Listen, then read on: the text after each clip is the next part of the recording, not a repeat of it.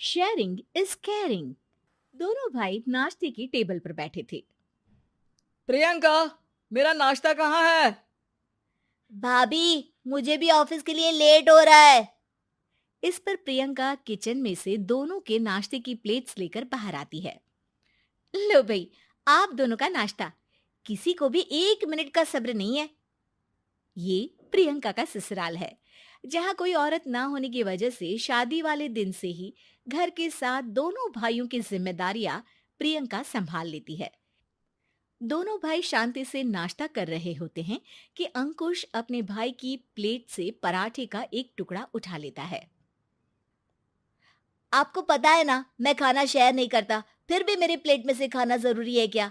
अरे हद हो गई है, मुझे नहीं खाना अब। अंकुर गुस्से में नाश्ता छोड़कर टेबल से उठ खड़ा होता है। अरे, ये कैसा बिहेवियर है अंकुर? एक टुकड़ा ही तो है। एक हो या आधा, मुझे भूख लगी है तो ये सिर्फ मेरा ही है। उसे भी किसी के साथ शेयर करने बैठा तो भूखा नहीं रह जाऊंगा। अरे बाबा ठीक है, अब इस पर भी लड़ाई। दूसरा बना देती हूँ, पर प्लीज ऐसे खाना बीच में छोड़कर मत जाओ। इससे अन्न का अपमान होता है। ओ प्लीज भाभी, ऐसी कोई चीज होती ही नहीं है। आपके पास पैसे हैं, खरीदो और खाओ। अगर नहीं खाया जाए तो फेंक दो। अरे दुनिया में सब यही करते हैं। अंकुर बैग उठाकर ऑफिस के लिए चला जाता है, जिसके पीछे उसका बड़ा भाई मायूस सा घर में खड़ा रह जाता है। जिसने बचपन से सोने की चम्मच में खाया हो, उसे दुनिया के बारे में क्या पता होगा। वैसे गलती तो हमारी ही है। अगर कभी बचपन में ही सही गलत का फर्क सिखाया होता तो आज ये हाल नहीं होते। आप फिक्र क्यों करते हैं जी? भगवान है, वो जो भी करता है सबकी भलाई के लिए ही करता है। और जब वो चाहेंगे तो अपनी तरह से अंकुर भैया को भी सब कुछ सिखा देंगे। पत्नी की बात पर विश्वास कर अंकुश भी ऑफिस चला जाता है। सुबह से दोपहर होती है और अंकुर लंच करने ऑफिस के पास वाले रेस्टोरेंट में पहुंचता है, जहां वो एक साथ बहुत सारा खाना ऑर्डर कर देता है। सर, क्या कोई आपको ज्वाइन करने वाला है? नहीं तो क्यों? अब कुछ नहीं सर, ऐसे ही। वेटर चला जाता है और कुछ देर में अंकुर का ऑर्डर लेकर वापस आता है, जिस पर अंकुर सब डिशेस में से थोड़ा थोड़ा खाकर बाकी ऐसे ही छोड़कर बिल देकर चला जाता है। वाह भगवान, तेरी माया। कहीं कोई एक एक टुकड़े के लिए तरसता रहता है और ये 5 लोगों का खाना ऑर्डर करके एक का भी पूरा नहीं खाते। पैसे वालों की माया।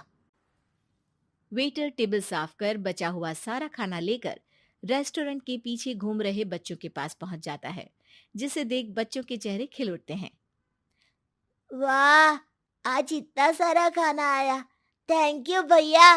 भगवान आपको खाने की फैक्ट्री बना दे।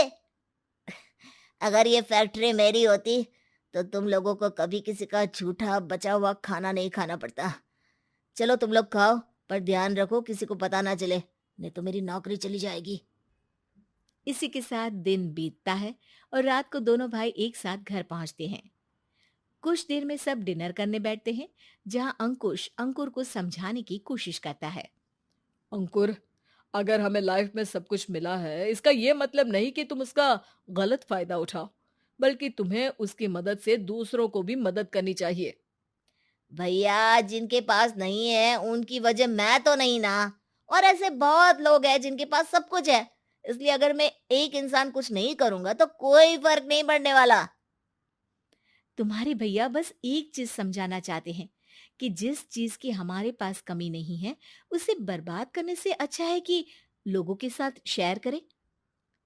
इससे हम सिर्फ सामान नहीं, खुशियां भी बांटते हैं, और इसमें तुम्हारा ज्यादा कुछ तो जाएगा नहीं। भैया भाभी की बात सुन अंकुर कुछ बोले बिना उठकर चला जाता है। इसी तरह दिन बीतते रहते हैं, जिसमें अंकुश और प्रियंका कोशिश तो बहुत करते हैं, पर अंकुर पर किसी भी चीज का कोई असर नहीं पड़ता। एक दोपहर अंकुर सैंडविच खाते हुए सड़क के किनारे चल रहा होता है। तभी उसकी नजर आइसक्रीम वाले पर पड़ती है और वो सैंडविच सड़क किनारे फेंक आइसक्रीम खरीदने पहुंच जाता है। अब इसे कहते हैं जिंदगी का सुख। जैसे ही अंकुर आइसक्रीम लेकर पीछे मुड़ता है तो एक आदमी को सड़क से वही सैंडविच उठाते हुए देखता है।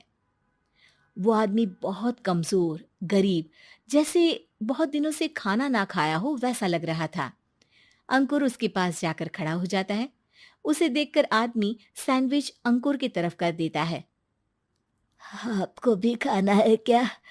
क्या हम इसे आधा आधा कर ले? मुझे बहुत भूख लगी है। वो मेरा ही झूठा सैंडविच है। तुम दूसरा खरीद कर क्यों नहीं खा लेते?